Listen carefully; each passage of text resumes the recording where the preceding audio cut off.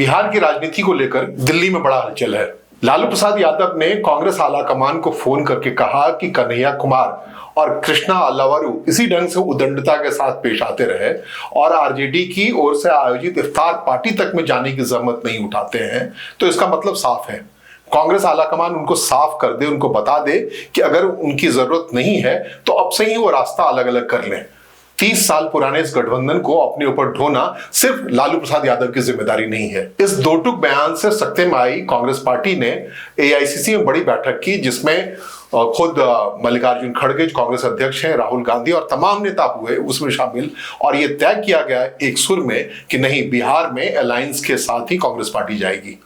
इससे पहले ऐसे संकेत मिल रहे थे कि कन्हैया कुमार और कृष्णा अल्लावरू कांग्रेस पार्टी को दिल्ली सरीखे ही आरजेडी से अलग ले जाना चाह रहे हैं, उससे दूर ले जाना चाह रहे हैं, और प्रशांत किशोर के अंदाज में ही सभी 243 सीटों पर बिहार विधानसभा के कांग्रेस पार्टी तैयार होना चाह रही है। लेकिन लालू के इस मैसेज के बाद, लालू प्रसाद यादव के सख्त विरोध के बाद कांग्रेस पार्टी ने यह तय किया है या आधिकारिक बयान जारी किया है कि कांग्रेस पार्टी कहीं भी अलायंस को छोड़कर बिहार में अलग नहीं जा रही है। तो दिल्ली से सख्त संदेश के बाद एक बात साफ हो गई कि कन्हैया कुमार और कृष्णा अल्लावरू एक सीमा के तहत ही वहां सक्रिय रहेंगे, और सक्रिय रहने के लिए कांग्रेस पार्टी को मैदान में कांग्रेस पार्टी ने एक और इंतजाम कर रखा है कि कन्हैया कुमार के पदयात्रा हो या कांग्रेस पार्टी के संगठन को खड़ा करने की बात हो, तो कर्नाटक सरकार से ये बात कह दी गई है कि बिहार कांग्रेस को खड़ा करने में कोई आर्थिक दिक्कत ना आए, इसके लिए सिद्धारमैया इंतजाम करें। और यही वजह है कि कृष्णा अल्लावरू, जो कि कर्नाटक से संबंध रखते हैं, उन्हें ही जो ज्वाइंट सेक्रेटरी हैं ऑल इंडिया कांग्रेस कमेटी में, उनको बिहार का प्रभार सौंपा गया है और मोहन प्रकाश को वहां से हटाया गया है। तो एक बात तो साफ है कि कांग्रेस पार्टी इस बार बिहार में उस मुश्किल से चुनाव नहीं लड़ेगी जिसमें वो पूरी तरह से आश्रित होती रही थी आरजेडी पर। लेकिन दिल्ली का यह सख्त रुख सिर्फ कांग्रेस पार्टी को ही नहीं मिला है, एनडीए के अंदर भी है। हाल के दिनों में मुख्यमंत्री नीतीश कुमार जिस ढंग से आपाक हो रहे हैं, असंगत व्यवहार कर रहे हैं, बिहार विधानसभा की कार्रवाई चल रही है, विधान परिषद में सीधे राबड़ी देवी को लेकर जो पूर्व मुख्यमंत्री हैं और अपने आप में एक अच्छे वोट प्रतिशत की मालकीन है, उन पर जो नीतीश कुमार का व्यवहार है या उन पर जो रुख है, उसको लेकर के आरजेडी के लोग, जो कि एक इवेंट के तहत आरजेडी को मजबूत करने में लगे हैं, राष्ट्रीय जनता दल को, वो बहुत खुश हैं। वो यही चाहते थे कि नीतीश कुमार अपना आपाक होए, नीतीश कुमार को उस ढंग से एंगेज किया जाए ताकि जो इवेंट अभी चल रहा है, जैसे कि हरी जर्सी पहना करके आरजेडी के तमाम विधायकों को सदन में भेजना, और उस पर नीतीश कुमार ऐसे आपाक हो गए जैसे कोई जर्सी सांड लाल रंग को देख कर नहीं भड़कता आज के दिनों में, लेकिन नीतीश कुमार उस हरी जर्सी पे भड़क गए और इसका सीधा मैसेज गया, जमीन तक गया। और इस बात को लेकर के पूरा एनडीए सख्ते में है कि नीतीश कुमार का ये व्यवहार अगर लगातार जारी रहता है तो एक जो नीतीश कुमार को पुल ओवर माना गया है कि वो ओबीसी वोट के कैचर हैं, अलग अलग दलितों के कैचर हैं, और इसीलिए वो बीजेपी के लिए वहां पर बिल्कुल डिपेंडेंट बने हुए हैं कि बीजेपी उनसे अलग अब तक नहीं सोच पाई है। 95 से ये गठबंधन है एनडीए का, नीतीश कुमार और बीजेपी के अंदर, और बीजेपी ने दरअसल अपना कोई नेतृत्व ही नहीं खड़ा किया कि वो मानती रही थी कि नीतीश कुमार इस चीज को पुल ओवर करते रहेंगे, या नीतीश कुमार ने भी ऐसा कुछ दाव चला है अब तक कि भारतीय जनता पार्टी बिहार में उस पहलू पर, जो कि एक बहुत मेजर पहलू है, तकरीबन 26% वोट, 30% वोट एक ऐसे तबके का है जो सामाजिक न्याय से जुड़ा पड़ा है, जिसे किसी तरीके से लालू प्रसाद यादव ने खड़ा किया था, और अब नीतीश कुमार ने उसे उस हिस्से को तोड़ करके भारतीय जनता पार्टी के पास ला दिया, और एनडीए की सरकार वहां संभव हो पाई। और लगातार जो वो नीतीश कुमार वहां पर बने हुए हैं तो सिर्फ इसी वजह से बने हैं। लेकिन नीतीश कुमार जब राबड़ी देव पर सीधा अटैक करते हैं, उनके असंगत व्यवहार से लोग परेशान होते हैं, तो नीतीश कुमार कहीं ना कहीं एनडीए के वोट बैंक को नुकसान पहुंचा रहे होते हैं। और नीतीश कुमार लोग कर एक ये भी बात कही जाती है कि हो ना हो, अगर ज्यादा परेशान किया जाए उनको या वो खुद परेशान महसूस करें तो निकल कर स्लिप होकर के सीधे चले जाएं वापस आरजेडी के पास, क्योंकि उनका व्यवहार रहा है, कभी पलट सकते हैं। क्योंकि बार बार उनको ये फीडबैक दिया जा रहा है नीतीश कुमार को कि भारतीय जनता पार्टी ने अपने पुराने घटक दलों के साथ क्या किया, जैसे सुखबीर बादल की बात हो पंजाब में, उसके अलावा ओम प्रकाश चौटाला की बात हो, या उनके बेटे की बात, उनके पोते की बात हो जो पिछली सरकार में, खट्टर सरकार में उप मुख्यमंत्री थे, उनके साथ क्या आचरण हुआ। देश भर में भारतीय जनता पार्टी एक बैसाखी के तौर पर इन दलों का इस्तेमाल करती रही है और मौका पर छोड़ देती रही है, लेकिन अब तक नीतीश कुमार को छोड़ना भारतीय जनता पार्टी के लिए संभव नहीं रहा है। तो इस बात को देखते हुए भारतीय जनता पार्टी बहुत सख्ते में है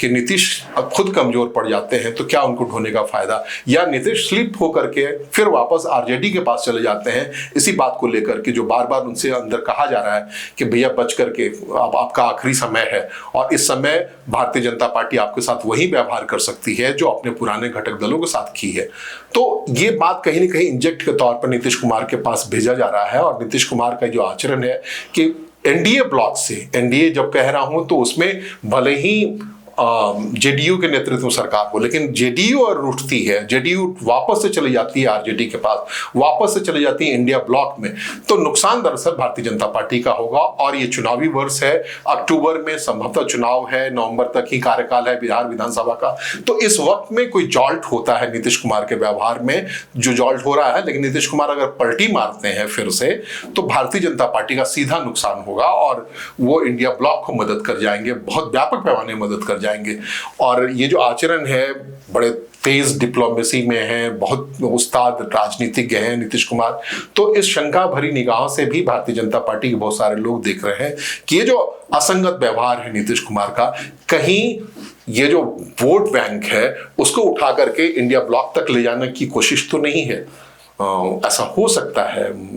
बार बार लोग इस बात को लेकर बार बार सोचते हैं और इसी सोच के तहत भारतीय जनता पार्टी ने एक आपात बैठक बुलाई है, दिल्ली में ही बैठक बुलाई है। वो संजय जायसवाल जो है भारतीय जनता पार्टी के नए अध्यक्ष हैं, उनके घर पर एनडीए नेताओं की बैठक बुलाई गई है। बुधवार की रात, आज की रात वो बैठक होने वाली है और उस बैठक में तमाम लोगों को बुलाया गया है। जनता दल यू के कार्यकारी अध्यक्ष संजय झा होंगे, इसके अलावा केंद्रीय मंत्री राजीव रंजन उर्फ ललन सिंह होंगे, इसके अलावा इस बैठक में चिराग पासवान होंगे और इस बैठक में ये उम्मीद भी की जा रही है कि जिस ढंग से इंडिया ब्लॉक में मुकेश सहनी ने उसको झटका दिया है और हाल के दिनों लगातार मैसेज दे रहे हैं, वीआईपी के नेता हैं वो और अलग थलग हो गए थे और इंडिया ब्लॉक में थे पिछले दिनों, वो कहीं इस बैठक में यहाँ आ न जाए तो ये बड़ी जीत होगी। उपेंद्र कुशवाहा खुद होंगे इस बैठक में और इन सब से जो कॉन्फ़िगरेशन बन रहा है एनडीए का, और ये तमाम बातें जो मुख्यमंत्री का आचरण से निकल के आ रही है, इन शंकाओं को, आशंकाओं को दूर किया जाएगा इस बैठक में, कैसा है या नहीं है और किस ढंग से भारतीय जनता पार्टी या एनडीए आने वाले दिनों में बिहार में उतरे। क्योंकि अब लगभग साफ है कि 30 तारीख को जब प्रधानमंत्री आरएसएस दफ्तर में होंगे, उसके अलावा जो भारतीय जनता पार्टी की प्रतिनिधि सभा की या जो बैठक बुलाई गई है बेंगलोर में, जहां से ये बात मुहर लगनी है कि केंद्रीय नेतृत्व कौन होगा या केंद्रीय अध्यक्ष कौन होंगे, जब उस प्रक्रिया से भारतीय जनता पार्टी निकल आएगी तो पूरा फोकस बिहार पे जाने वाला है और उसकी तैयारी के लिए इन तमाम नेताओं को कह दिया गया है कि उससे पहले तैयार हो जाओ। इफ्तार के पार्टी से जो संदेश गया है वो एक उल्टा संदेश गया है, खास करके अगर हम इनकी बात करें कि इंडिया ब्लॉक की बात करें तो मुकेश सहनी नहीं गए, कांग्रेस पार्टी कोई व्यक्ति वहां नहीं गया, जिसकी वजह से लालू प्रसाद यादव ने सीधे फोन करके एआईसीसी लोगों को कहा। और ये जो दो ब्लॉक हैं, इंडिया ब्लॉक और एनडीए ब्लॉक, इसके बीच में तीसरा एक है जो कि काफी सक्रिय है लास्ट 2 ईयर से। पिछले अपने बुलेटिन में या पिछली अपने खबरों में मैंने ये बात बताई है कि जो अलग एक तीसरे धड़े के तौर पर है और तीसरे विकल्प के तौर पर खुद को पेश कर रहा है बिहार के लोगों के बीच, वो प्रशांत किशोर है। प्रशांत किशोर ने खुलेआम कहा है, साफ शब्दों में कहा है कि वो किसी से अलायंस करने नहीं जा रहे हैं। हालांकि जब दिल्ली की बैठक हुई आईसीसी की तो उसमें कृष्णा वल्लूर से पूछा गया कि क्या प्रशांत किशोर को इंडिया ब्लॉक में शामिल करने पर बात हो रही है, तो उसका गोलमोल जवाब दे गए। लेकिन प्रशांत किशोर खुद ही कई बार कह चुके हैं कि उनके लिए मुफीद नहीं है कि तेजस्वी को मुख्यमंत्री बनाने के लिए उस ब्लॉक में वो जाएं। तो या अगर प्रशांत किशोर उस ब्लॉक में आते हैं तो ये आरजेडी को कहना होगा, जो अभी भी कांग्रेस पार्टी कह रही है कि जीतने के बाद मुख्यमंत्री का कैंडिडेट तय होगा, शायद इसके लिए तैयार नहीं हो आरजेडी। तो इंडिया ब्लॉक की ये मुश्किल है और ये एक बहाना है प्रशांत किशोर के लिए अलग रहने का। और प्रशांत किशोर इसी दावे के साथ, इसी बहाने के साथ कह रहे हैं कि वो 243 सीटों पे लड़ेंगे, यानी बिहार विधानसभा के हर सीट पे अगर किसी पार्टी का सिंबल होगा और हर सीट पे किसी पार्टी का कैंडिडेट होगा तो अकेली पार्टी संभवतः प्रशांत किशोर की पार्टी रहने वाली है। और इसके फायदे भी बहुत बड़े हैं और फायदे के तौर पर यही फायदा है कि कुछ हो ना हो उनका वोटिंग परसेंट बढ़ जाएगा और आने वाले दिनों में उनका सिग्नेचर हो जाएगा। इसके अलावा जब 243 सीटों पर कैंडिडेट खड़े होने हैं तो बाकी पार्टियों के अंदर भी भगदड़ मचेगी, क्योंकि हर जगह नंबर 1, 2 है और लोग रास्ता देखेंगे कौन सी पार्टी है उसका सिंबल उनको मिल सकता है चुनाव के समय, क्योंकि अपने अपने हिसाब से सब तैयारी किए रहते हैं। इसके अलावा जो कि दिल्ली में जो कांग्रेस की बैठक हुई उसमें ये बात भी पूछी गई कि पप्पू यादव को कब एक्टिव किया जाएगा, जो निर्दलीय सांसद हैं। और पप्पू यादव अपने हिसाब से झारखंड में काफी एक्टिव थे कांग्रेस पार्टी के वोट के लिए। तो पप्पू यादव एक्टिव होंगे या नहीं होंगे ये इस बात पर निर्भर करता है कि इसके लिए सिग्नल शायद नाराज लालू हैं, लालू प्रसाद यादव, उनसे सिग्नल लेकर के उन्हें एक्टिव किया जाएगा। और एक्टिव में कितना कन्हैया कुमार एक्टिव रहेंगे इसके भी लिए भी सिग्नलिंग लालू प्रसाद से लेने की जरूरत पड़ रही है। तो इंडिया गठबंधन की अपनी एक मजबूरी है, अपनी एक सीमा है, वो शायद अब दिल्ली सरीखा अपने दम पर बिहार में हर कॉन्स्टिट्यूंसी चुनाव नहीं लड़े। यही मुश्किलात बीजेपी के पास भी है। बीजेपी भी हर सीट पे 243 सीट पे अपने कैंडिडेट नहीं दे सकती, क्योंकि उनके साथ उपेंद्र कुशवाहा की पार्टी है, जितना मांझी है उनका हम है, वो भी कुछ सीटों की दावेदारी करते हैं। इसके अलावा जेडीयू लगातार कह रही है कि इस बार मुझे बराबर का श्रेय मिले, जो ओरिजिनली था कि केंद्र में बड़ा भाई बीजेपी और राज्य में बड़ा भाई जेडीयू होगा, लेकिन धीरे धीरे करके उसे कम कर दिया गया है और इस बार 43 ही सीट विधायक हैं जेडीयू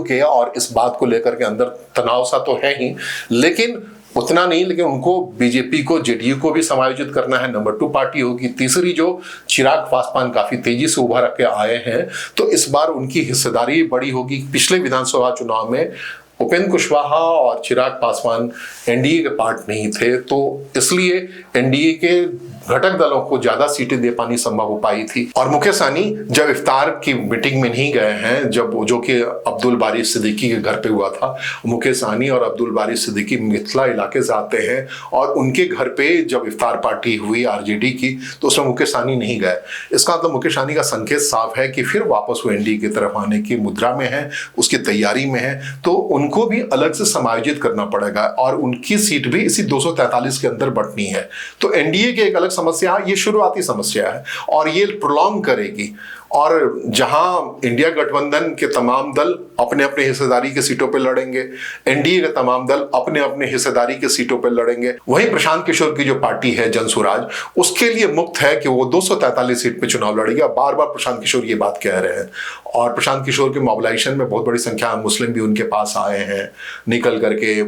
बिहार का एलीट वर्ग उनके साथ आया है। दलितों के लिए वो बार बार कह रहे हैं कि जहां जिसकी जितनी हिस्सेदारी होगी आबादी के मुताबिक, उस मुताबिक वहां सीट दी जाएगी। महिलाओं के बारे में उनका घोषित अभियान है कि 40% महिलाओं को सीट देंगे। तो ये तमाम चीजें जो हैं, और सबसे बड़ी बात है कि कांग्रेस सहमी हुई है प्रशांत किशोर के उस अप्रोच से, जिसमें प्रशांत किशोर ने बिहार में उस संभावनाओं को जिंदा रखा है जिसके तहत कांग्रेस के आइडियोलॉजी को लेकर के सिर्फ उस आइडियोलॉजी पर सिर्फ एआईसीसी नहीं है, तृणमूल कांग्रेस भी है, नेशनलिस्ट कांग्रेस भी है। तो कांग्रेस में काफी संभावना है कि उसके आइडियोलॉजी के आधार पर, जो महात्मा गांधी सेंट्रिक कांग्रेस का आइडियोलॉजी है, उसके आधार पर एक नया दल खड़ा हुआ है और उस तरीके से वो कांग्रेस के वोटर्स को, कांग्रेस के नेताओं को अपने इर्द गिर्द समेटने में सफल होते हुए दिख रहे हैं। भले ही बिहार में कांग्रेस का वोट प्रतिशत बिल्कुल हाशिए पर है, बहुत कम है, लेकिन जो भी है, कन्हैया कुमार अगर एक्टिव होते भी हैं तो उनको असली चुनौती प्रशांत किशोर से ही मिल रही है। ग्राउंड पर पदयात्रा में जो मुश्किलात आ रहे हैं, क्योंकि ऐसी पदयात्रा प्रशांत किशोर ने अपने हिसाब से पूरे बिहार की कर रखी है पार्टी खड़ी होने से पहले। तो ये मुश्किलात है, त्रिकोणीय मुकाबला होता हुआ दिख रहा है बिहार में जब हम मार्च के आखिर में बात कर रहे हैं। और अभी इस बात को लेकर के ट्रैवल 6 महीने तक होना है। भारतीय जनता पार्टी को नए रूप में वहां आना है, नीतीश कुमार का भविष्य क्या होना है उसे तय करना है। तो ये बड़ी दिलचस्प लड़ाई होने वाली है और मेरी कोशिश होगी कि आप तक मैं क्रमवार तरीके से बिहार की पॉलिटिक्स के बारे में बताता रहूं, खास करके चुनाव के मद्देनजर।